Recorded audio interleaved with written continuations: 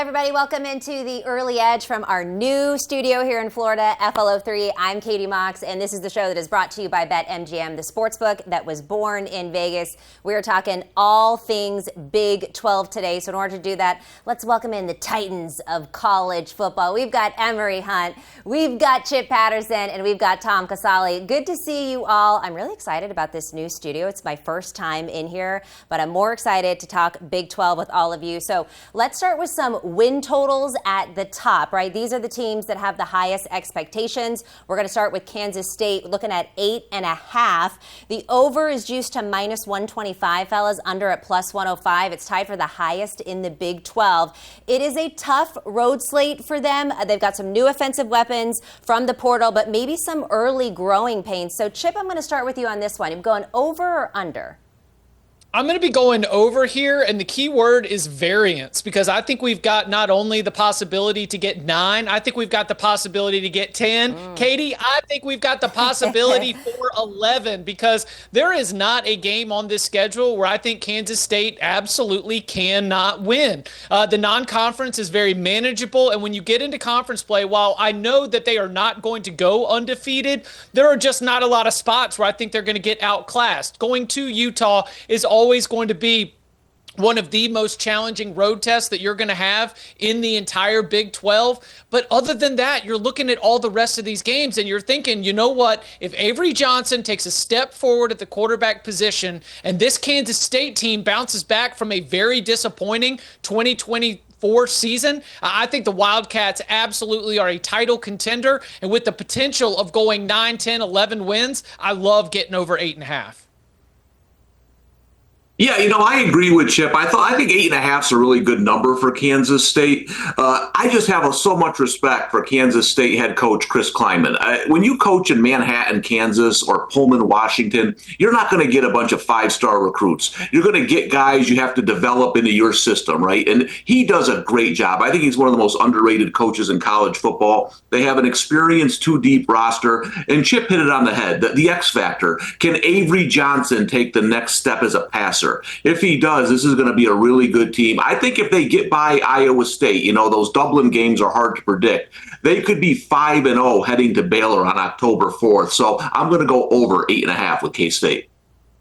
I'm going to go under here. I think 8 is the exact number for Kansas State. What worries me is, number one, that game against Iowa State. The second game that worries me is the Baylor game. I think Baylor is very good this year on both sides of the ball. But in between that, there's a game against Army that could always be tricky. Then you got Texas Tech, and you also have Colorado. We go back to how they played Colorado last year, and we saw how that game went. That game could, depending on how Colorado is, could be a toss-up. So there's too many variables here for me for Kansas State. This is a very good team. You can't go wrong with offense, defense, special teams, and how they play discipline, and Chris Klieman being who he is and who he has been at North Dakota State as well. I just feel like right now, when you think about Avery Johnson, expect him to go consistently throughout the course of the season, too many things for me to question. So I'll say 8 is an exact number for Kansas State. All right, so Emory as the contrarian when it comes to Kansas State. Let's move on, fellas, to Texas Tech. Also looking at 8.5 here. The over heavily juiced to minus 155. They've got a loaded roster. It seems like the early schedule is going to be kind to them, but there are some tough road trips late that could decide it. So, Emory, I'll go to you on this one. Over or under? Katie, they spent a lot of American millions to build this roster. Oil millions. Like, that's different than what Miami's doing and what SMU is doing. This is straight oil money right here from Texas Tech. So you better go over this number. I do like the fact that they went out and got better on both sides of the line of scrimmage. And we hadn't talked about Texas Tech along both sides of the line of scrimmage since, Coach Dice was out there with Bam Morris running the football. So I'm excited about the point of attack. That's going to help them throughout the course of this Big 12 schedule. And I like the fact that Baron Morton has a lot of weapons to work with. Defensively, they'll be able to close out games, and they'll be able to run the football when they need to sulk games away. So I like the way they're built. I know that's a lot to ask for, grabbing guys out of the portal, but when you're paying them like they've paid them and they went out and got some significant players, I like this to go over.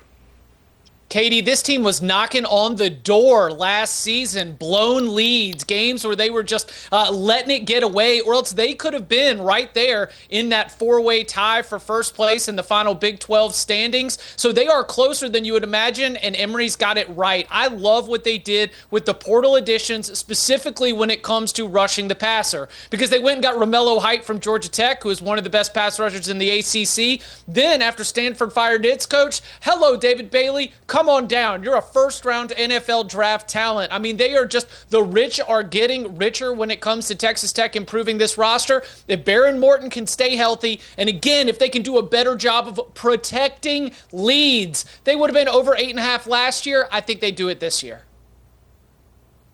Yeah, I'm going to be in the minority on Texas Tech. You know, if you go by preseason hype, the national championship game will be Texas Tech versus Clemson. I mean, those are the two teams everyone loves, right?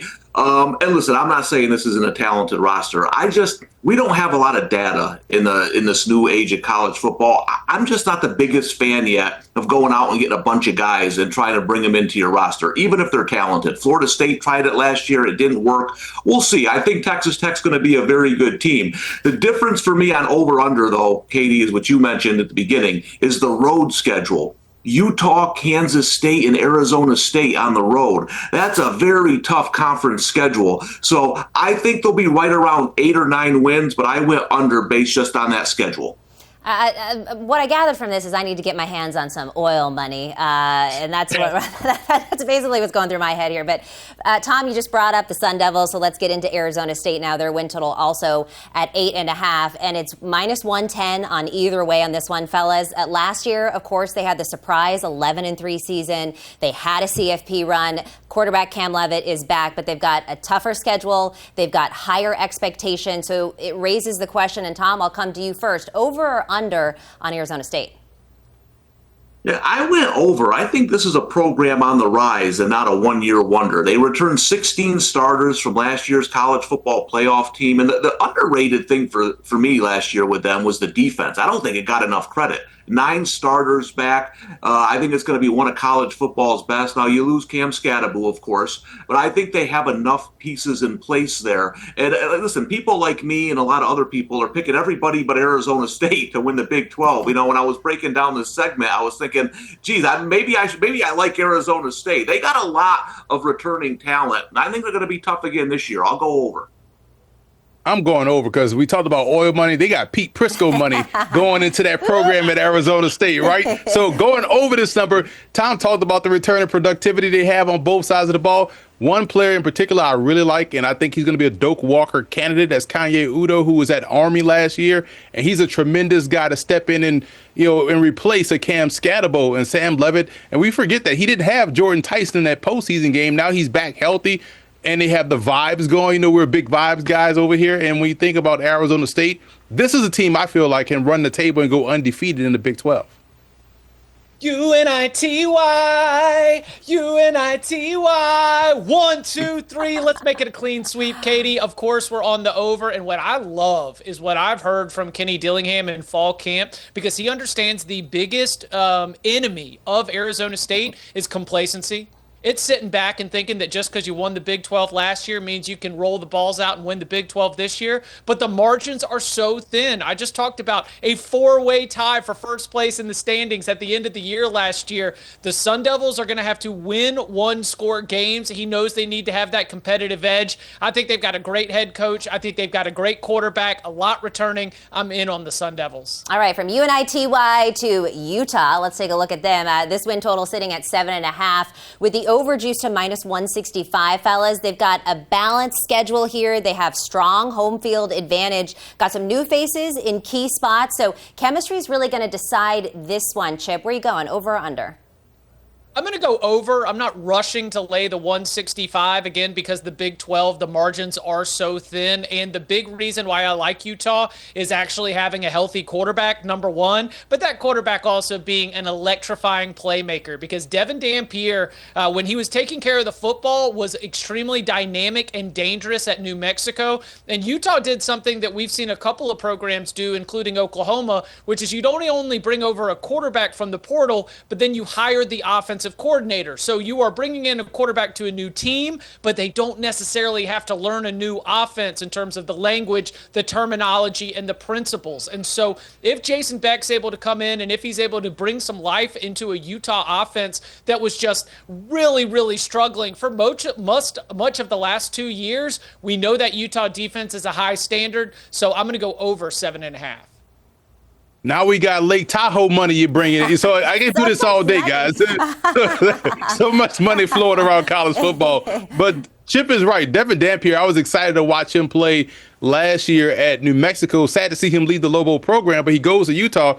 And when you think about Kyle Whittingham and what they want to establish, the run game, physicality, that's when Utah was at its best. And when you think about a Utah team that has a mobile quarterback that's a threat, that's going to give you a high floor as a football team. I just worry about them being in a situation where everyone else around them got better. That UCLA game is going to be a big test. Then they got to go to Baylor, the rivalry game at BYU. And Kansas is always a wild card, depending on how they feel when they get out of bed that day. So I think you go under. I feel like 7 is the best number for Utah. Well, I think Emory hit it on the head, but I'm opposite of him. When Utah and Kyle Whittingham is physical, right? When they're good in the trenches, that's when they're at their best. You know, I say it all the time. My son plays center, defensive line. I'm a sucker for teams that have good lines. And I think that's where Utah is right now. You're going to be strong on the offensive line. The defense has more experience. You know, they had a lot of injuries at the quarterback position last year. They never really settled on a starter. Devin Dampier, as the guy said, is going to be a big upgrade. Now, I will say this, though. I do like Utah a lot this year, but I kind of wish they had a better schedule. UCLA is a tough opener. They have ASU, Texas Tech, and K-State all at home, but it might be hard to run the table against them. But I still like this team a lot. I'm going to go over their win total this season. All right, well, Emory said it. There's a lot of money in college football, and thankfully our cappers and analysts will find the value for you to make money for you when you bet them. Chip, Emory, Tom, don't go anywhere. We do have to take a quick break here. We hit the top of the Big 12. Now it's time to flip the script. Up next, the bottom of the conference. Those win totals could see a few of these surprising us. We'll see. Stick around.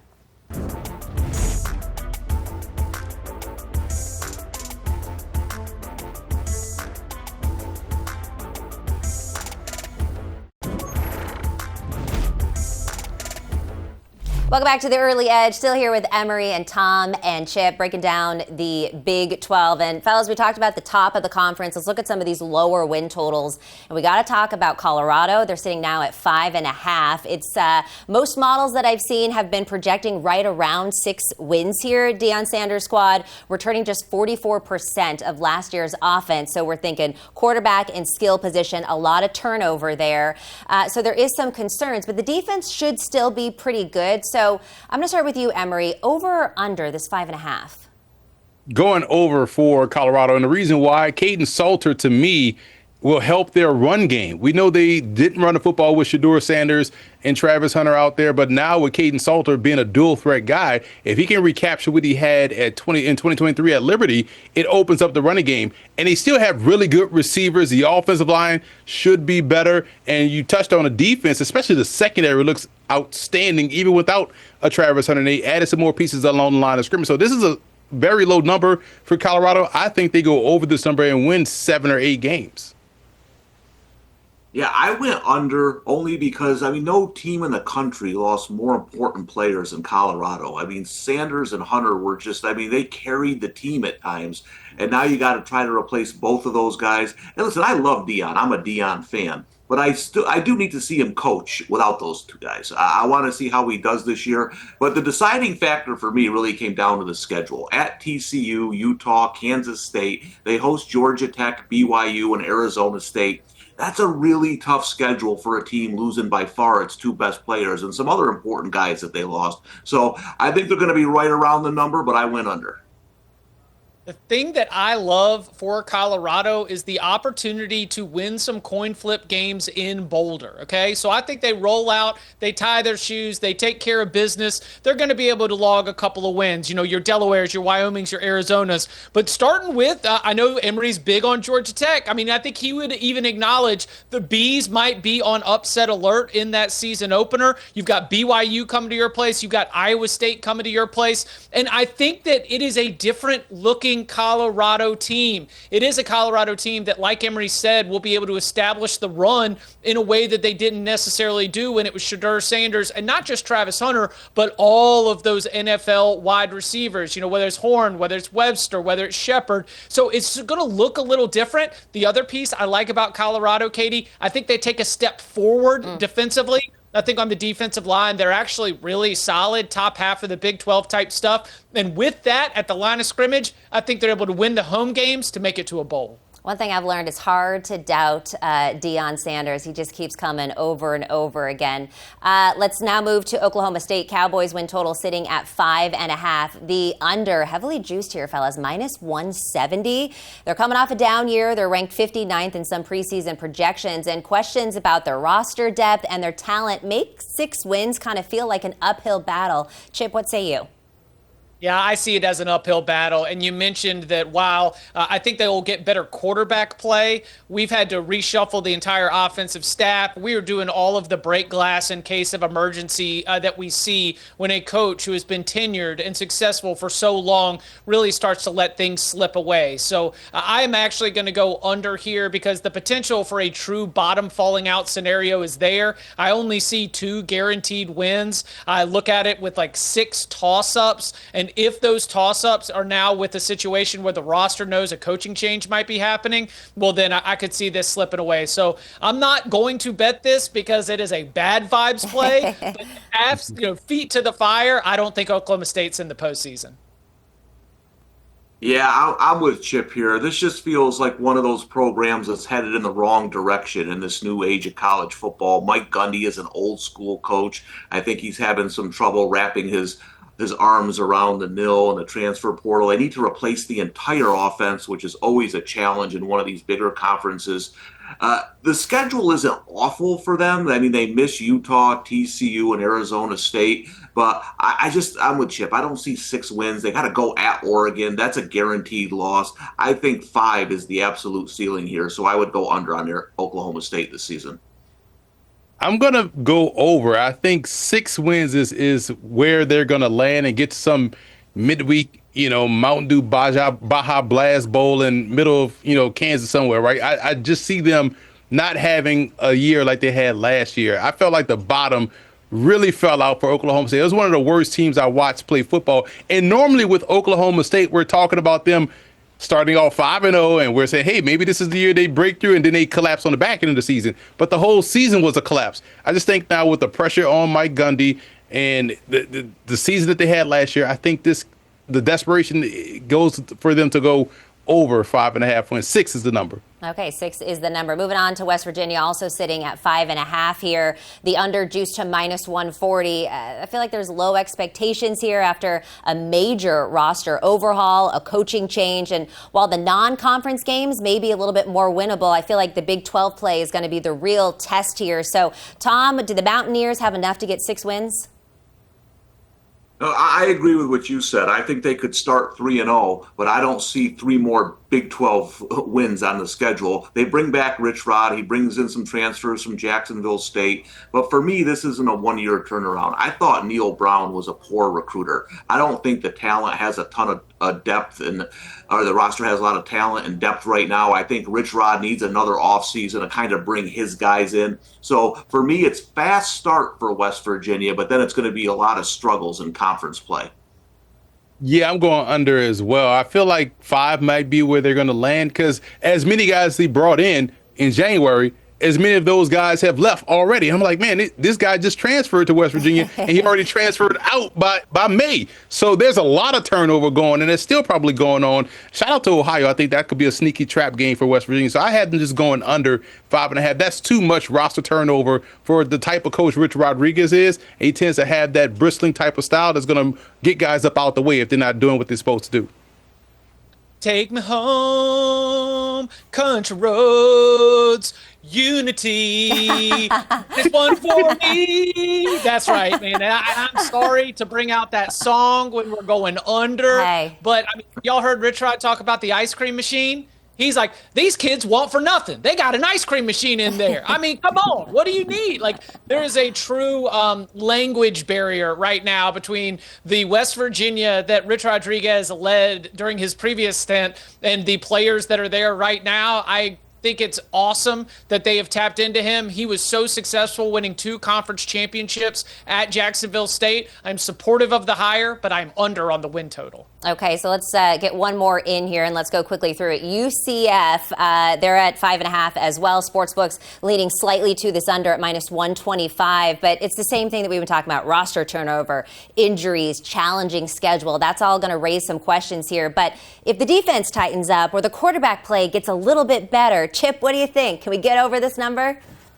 No. Okay. No, I'm not inspired by the quarterback room, whether it's Ja'Curry Brown or whoever ends up getting out there and taking the reins. I think that UCF was not getting a full share of the Big 12 payouts for those early Gus Malzahn years in the conference. They're kind of behind, and they need to catch up. I think the hire of Scott Frost maybe was going a little bit on the discount aisle if you were shopping, and this is going to be a season where he's got to lay a better foundation for UCF to accomplish its goals. So I am under on the win total. Under as well. It's time for our Leger Douzable to open up that checkbook and get those things right over there with the Knights. I think the problem is with a lot of these programs that move conferences, you forget the ancillary results of that. Now you've allowed all of these Big 12 teams to come into Florida and raid the talent and bring it to their program. So that home base that you had makes things tougher. And Chip nailed it. The schedule, to me, the road game at Kansas State, Cincinnati is a tough game as well. You know how I feel about Baylor and Texas Tech. I just feel like right now, year one, Frost, he gets to recapture what he had before when he got there, and it's going to take some time, so I'll go under. Yeah, I don't have a great feel for this team, to be honest. They have 67 new players. Normally, I fade that. I lean slightly to the over for one reason. I thought all 7 home games were winnable, and they are 42-9 the last 8 years at home. I know it was a different regime and everything. Frost was there for a little bit of it, but with 7 winnable home games, if they can get 5 or 6 of those, they're going to be right there. This is an interesting team. I'm not going to bet them early in the season. I was kind of a wait and see with UCF and see how all these new faces, produce for them. But I slight lean to the over with the home schedule. Okay, so at least we got one UNITY in both the top and the bottom of the conferences. Chip, Tom, Emory, stick around. We are taking a quick break here, but when we return, we're talking Big 12 futures. Who's making the title game? Who can win it all? And which coach could take home the Conference Coach of the Year? That's all coming your way on the Early Edge.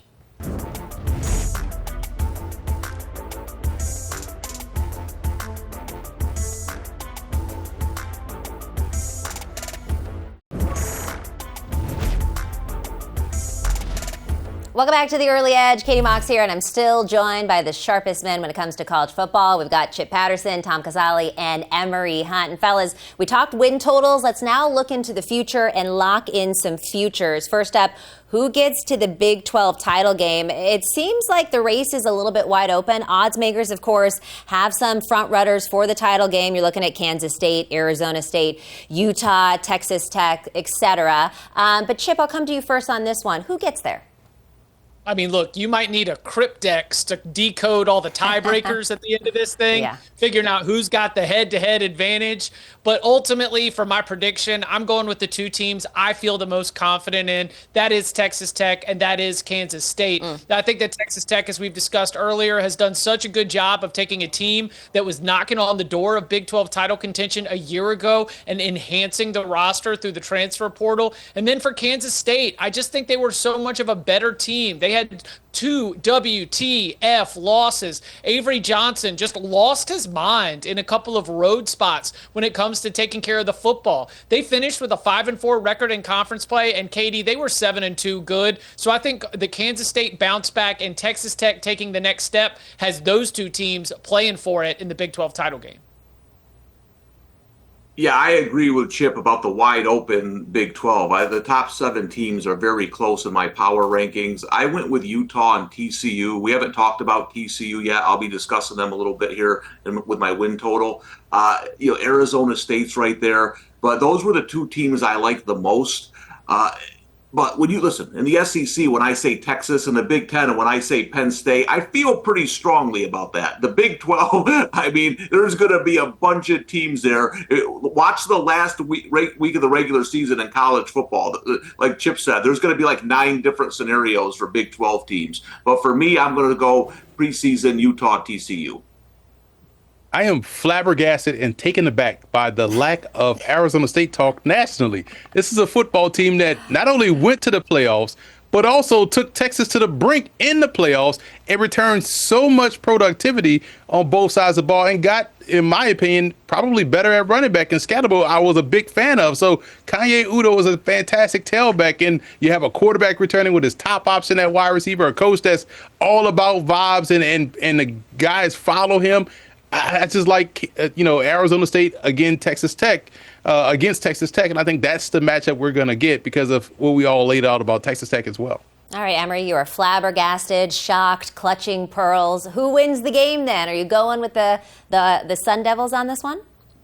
Yes, listen, they probably should have beaten Texas last year. So I know ifs and buts and candies and nuts and every day be Christmas, right? But at the end of the day, I love the vibes about this team. I love how they got a taste of the postseason and almost a taste of success, but now they got to finish the drill. And that's all a coach needs to go into the spring and say, hey, look what we did last year. We was this close. Now we got to fight for that extra yard, fight for those extra times inside the red zones, et cetera, et cetera. So I do like them to finish the drill and win the title. I've really enjoyed getting to know a lot about Lubbock. Our colleague Shahan Jayaraja wrote a great story about Texas Tech building up this program. And Katie, we can watch Landman on Paramount Plus before season 2 starts in November. We want to continue to understand the culture of this oil money, because this oil money is about to win a Big 12 title. This oil money is about to have Texas Tech cashing in on what they've been trying to get to for the longest. I mean, the last time this program won double-digit games was Mike Leach on the sideline back in 2008. Michael Crabtree making those grabs. I just think the Red Raiders have invested to go for it, and I think they get it done. Give me Texas Tech to win the Big 12.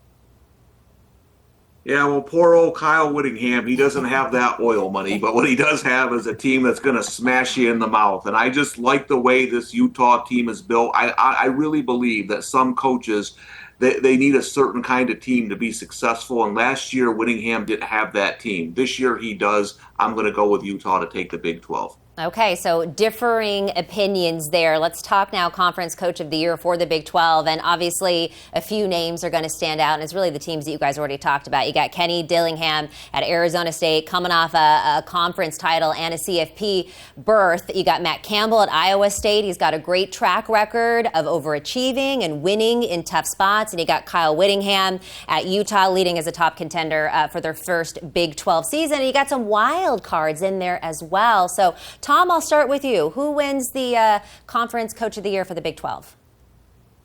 Yeah, I went with Kyle Whittingham only because if I'm right about Utah, remember, they only won 5 games last year. So it's not like an 8 or 9 win team that comes in and wins the conference. So if they're around 9, 10 wins this year, that's a big step up for the Ute. So I think you get the narrative there with Whittingham always being a good coach and going from 5 wins to a conference title. So give me him for Coach of the Year.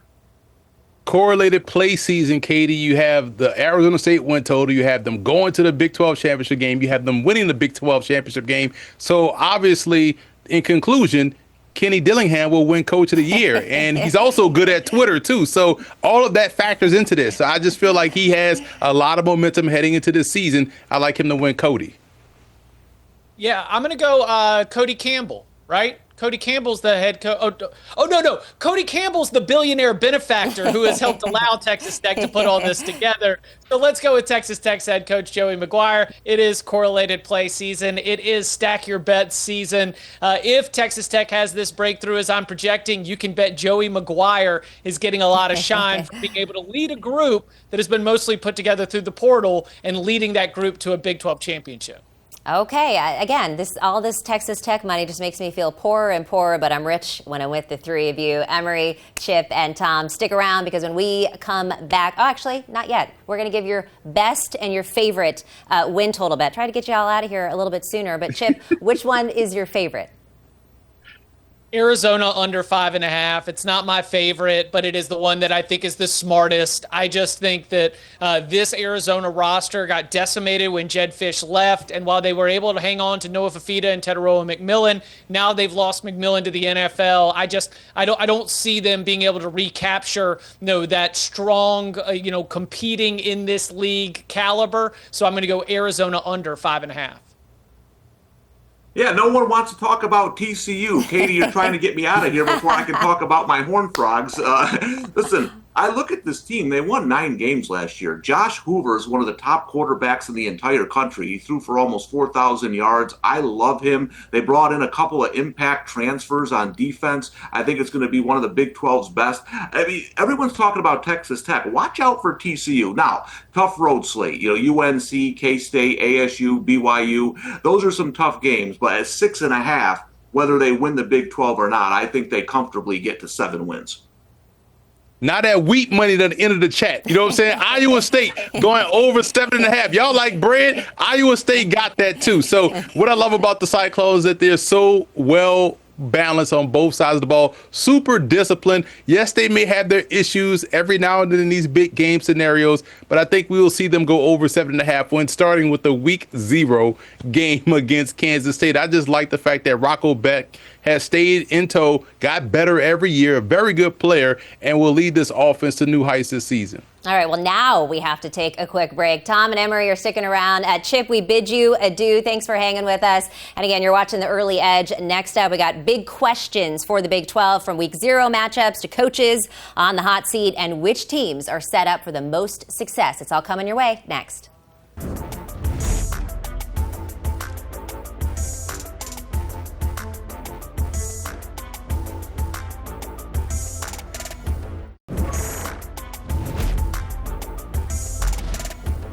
Welcome back to The Early Edge. Still here with Tom and Emory. We unfortunately had to get rid of Chip, but I think he's doing just fine. Fellas, let's talk some burning questions in the Big 12. And there's only about a 4-game gap between the highest and the lowest win totals in this Big 12 compared to 6 to 8 games in the other Power 4 conferences. So, Emory, do you expect that the Big 12 is going to be the chaos conference and they're going to lead the nation in unpredictability? Absolutely. It's going to be fun to follow all season long from start to finish. And we get a week 0 game featuring a conference matchup between Iowa State and Kansas State. And we go all the way through the season with all of the intrigue of how teams can play, the coaches on the hot seat, who's going to surprise. I think we'll get 2 Big 12 teams in the postseason. That's how good this conference is. That's how much I love what we're going to see come week 0 between out there in Ireland for whatever reason. So it's crazy. Yeah, I think it's the second straight year, of a lot of chaos. Last year I came on and I said, watch out for a team like further down the trough in the Big 12. I didn't think it was going to be Arizona State, who was predicted to be last in that conference. Now, I don't think it'll be quite that crazy this year where the last place team comes up and wins the conference. But I do think there's 7 or 8 teams that are going to be in the mix.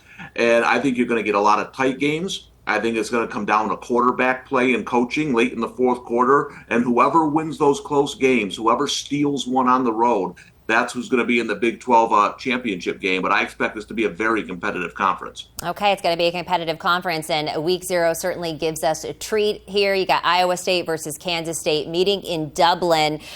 Tom, what's your expectation for this matchup? And is there a bet that you're leaning on here? I expect a good competitive game. This is kind of my theory with the Big 12. In these close games, if the spread's over a field goal, I'd probably take the points. Because like I said, a lot of these games are going to be going down to the wire. And I do think Iowa State, we've talked about a lot of teams here today. Iowa State's one of those teams that's never sexy. People don't like to pick them, but they're always there. They're well coached. They play smart. So I think they're a little bit undervalued, and I like Kansas State, but I think they're a touch overvalued entering the season. So I would take the points with the Cyclones here. I'm going to take them on the money line to get the upset because when you think about Iowa State, Tom touched on it. They're super disciplined. They are well coached. And when we look at the NFL preseason right now, you see a bunch of Iowa State Cyclones making plays that are rookies. So that tells you how talented they are, and they kind of replenish and reload. And if I had to trust a consistency play at quarterback, I'm going to trust Rocco Beck. Even though Avery Johnson may be a little bit more talented athletically, but consistency, give me Rocco Beck and the Cyclones to win outright. All right, the Cyclones may not be the sexiest pick, but they did give us Brock Purdy, and both of our analysts like them in week 0. We got 2 familiar faces back. You got Scott Frost with UCF and Rich Rodriguez with West Virginia. Tom, which of these returning coaches do you think will have the most success in their first year back? Yeah, 2 retooled rosters, but I went with Frost only because I mentioned in an earlier segment, I just think they have more winnable games at home. Rich Rod, I think, has a longer build because Neil Brown didn't really recruit well in Morgantown. So I don't expect big things from either coach, but if you said which one of these teams gets to a bowl game, I would lean Frost and UCF. Yeah, I would lean Frost. Florida is just talent rich, so you're going to have talent. And Rich Rod, I love him. He was out there. He got rid of everybody. I was like, why we ain't got players? Like, bro, you got rid of everybody. Like, of course you don't got players. But Frost is in a good situation. Florida is talent rich at the high school level. Every one of their schools within the state of Florida, whether it's FBS or FCS or D2, have pretty good rosters, pretty good teams. So I think by osmosis, he'll start the season off better than Rich Rod, in my opinion. Well, how about the other side of this? And we'll get it a little bit further here. Emory, are there any coaches that you think could be on the hot seat in the Big 12? Mike Gundy. He's been there for a while. He played there. He was a terrific quarterback there. He has coached some great teams at Oklahoma State. It's just that last year it looked so bad that if they start off winless to start this season, he might have to cut his mullet to show he means business, that he's about to get this thing turned around. But as long as the mullet's still there, he feel like I got a shot. But the seat is really hot for, Mike Gundy this year at Oklahoma State. Yeah, I agree 100% with Emory on Mike Gundy. I ended up going with Brett Brennan at Arizona. I just look at this Arizona program, and it feels like it's going in the wrong direction. Chip mentioned he likes their under on the win total. I think that's a good bet.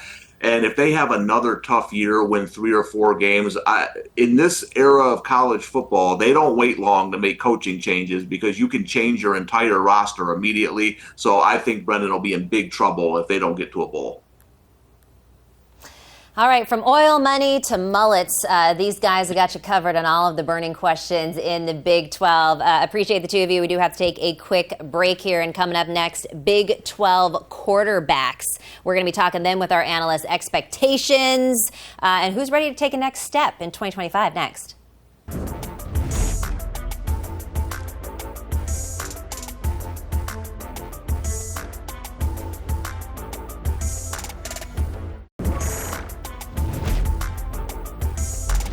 And here's a reminder to join the SportsLine Discord. You'll get instant access to expert bets, real-time odds movement, and a community of fellow sports bettors breaking down every angle. Join us now on the SportsLine members-only Discord service. And we're back here with Tom and Emory. Fellas, before we get out of here, we got to break down the quarterbacks in the Big 12, starting with KSU's Avery Johnson, his second year as the starter. Emory, how are we high? Are we low on him? What do you think? I'm high on him, but he has to find his level of consistency. If he can do that, he's going to be in the Heisman Trophy conversation because he's a true dual threat. He has the propensity to make the wow play to help his team in a positive manner. And so if he could just flatline this play, and we talked about this all throughout the show with the passing of Kansas State's offense, I think this is the season where he could take that significant leap forward. And we're talking about potentially QB1 in this conference. Yeah, I mean, I like him too. He's a dynamic player. I think Emory hit it right on the head. He's got to improve passing in some of these closer games. Chip mentioned it earlier. There was a couple of games where Avery Johnson, he just fell apart on the road. So though he's just got to fix those issues, and he's a young quarterback. But in terms of running with the football, I mean, I can't tell you how many times I hit Avery Johnson over rushing yards. I mean, that's a dream in college football, right? But if he takes that next step as a passer, that's what's going to take Kansas State from good to great. Okay, so pretty high on him. Let's talk about Sam Leavitt, also entering his second season as a starter. We know how Emory feels about Arizona State, but Tom, is Leavitt talented enough to give ASU a Big 12 title? Oh, 100% yes. And, one of the reasons I like coming on these shows and listen to people like Emory and Chip is because you feel like you think something and then they start talking about it and you're like, yeah, that's right. And ASU is just, I think it's because they won it last year and it's a wide open conference and they lost, Scattaboo, who was kind of the face of the program. that, nobody's talking about them. But this is a very good team. I mentioned the defense in a prior segment, very underrated last year. Probably should have beaten Texas in the playoffs. So, yeah, I wouldn't be surprised at all if they're the best team in this conference. Tom, don't listen to me, man. I was a salesman in my previous life. I could sell water to a well, so I'm just telling you guys some of these picks. But listen, I do think Sam Levitt can be that guy. What I like about him, he's a gamer, and so he matches the energy on the other side. We saw this versus Texas in the postseason, and if you're going to be a gamer and that kind of inspires the guys around you to galvanize and, hey, we're not down, we can come back. It's almost very Diego Pavia-like at Vanderbilt. That's why I like him to be this for this particular team. This quarterback, Sam Levitt, is exactly what they need. Okay, Sam Levitt is exactly what they need. Who's going to be the best quarterback in the Big 12 by the end of the season, Emory? Baron Morton. You have, so much protection up front now along the offensive line at Texas Tech. The defense should be great, which means more possessions for him and his offense to really put up points. So I think because of Baron Morton's ability to throw the football, I think people kind of underestimate how good of a passer he is and how solid he is as a football player. Now he's going to be well protected. The defense should give him those added possessions. I feel like we'll see Baron Morton get talked about with regards to the NFL draft come season's end. Yeah, I'm going to go with Josh Hoover at TCU. This is one of my favorite players in college football. I don't think enough people are talking about him. Almost 4,000 yards passing last year. TCU, a 9-win team. I like where they are offensively, and I think he's going to put up huge numbers in that Horned Frogs offense. Okay, so Tom, let's talk about a team that you have a lot of question marks for, right? When we look at Colorado, and you said they lost their two best players, one of them, of course, being Shedeur Sanders. You got Caden Salter now taking over as the starting quarterback. Can he fill some of that role? Are you higher or lower on him, or are you just not sure? Yeah, I think he can fill some of it. I just think it's going to be hard because there were games where Shedeur would be out there drifting around in the pocket and making plays down the field. Say what you want about him. There were times like against BYU where he kept his team in games. And the way he threw the ball down the field, I think is going to be hard to replicate. Listen, I think Salter's a good player. I think he can bring different things to the table. With the way Shedeur carried that team sometimes last year, they're going to have to be, what these guys mentioned earlier, a different kind of football team, running the ball more defense. If they can get to that, I think he'll be fine. Last year, entering the season, I had Salter in my top 5 of quarterbacks to watch. It was Shedeur, Cam Ward, Jalen Milroe, and Brady Cook, and I had Salter 4. Based off what he did in 2023, he was outstanding with Liberty, had those guys playing Oregon in a New Year's Six bowl game because they went undefeated. Then he fell flat on his face at Liberty and looked completely different. Now he has to really not only regain his name, but stave off Julian Lewis, the 5-star recruit that's chopping at the bit to get on the field too. So this is his last go around in college football. I think we'll see the better version of Caden Salter, and because of his ability to run the football, it just opens things up offensively. The offense will look different. The defense will look different. I think Salter rebounds and looks more like what he did in 2023. All right, before we get out of here, fellas, I do have to ask you, football is back. We're so excited. Week 0 this week. There's a lot of programs, a lot of people we haven't seen before, a lot of changes. So, Tom, how is your approach to betting Week 0? Yeah, I'm not going to go crazy. I look at just because that one game's on TV in Ireland, I'm looking at Western Kentucky, Sam Houston. I think Sam Houston's going to struggle early in the season. I don't know if I'm going to lay the 10 points, but I might take a Western Kentucky team total over. I expect a high-scoring game there. Guys, follow me on SportsLine, because who else gives you FCS bets in Week 0 and Week 1? This is why you subscribe. This is why you watch the early edge. This is why you CBS Sports HQ and CBS Sports Network. So that's what I'm doing Week 0. All right, well, you heard it from Emory's mouth. Thank you so much to Emory Hunt and Tom Casale. Start your day the right way with the Early Edge every morning on the SportsLine YouTube channel. Our crew gives you the best bets, props, and analysis to get ahead of the lines before anyone else. No hot takes, just smart plays. You can watch live or replay anytime on the Early Edge. I'm Katie Mox. Thanks for hanging with us. We'll see you next time.